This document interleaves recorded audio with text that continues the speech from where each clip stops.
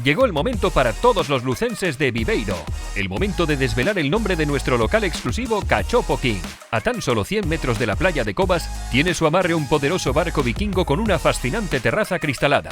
Sí, es la cervecería Punto Galego.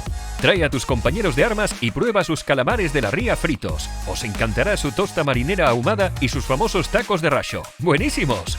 Pues ahora también podréis disfrutar de los auténticos cachopos asturianos de Cachopo King. Hasta 11 variedades diferentes, hay para todos los gustos. Calentitos, extra crujientes y con su guarnición de patatas paja y pimientos del piquillo. ¿Prefieres ternera? El Class Gourmet te encantará. Cachopo de auténtica ternera asturiana. Relleno de cecina, rulo de cabra y pimiento rojo caramelizado. ¿O prefieres cerdo? Pues prueba el Don Quijote. Cachopo de lomo de caña ibérico con queso manchego puro de oveja. Y si vas acompañado, pide una de nuestras tablas de degustación, la tabla trío o la tabla gourmet, con 3 y 5 cachopos de diferentes sabores. Pruébalos todos en la cervecería Punto Galego y por Odín que alcanzarás el Valhalla. ¡Skol!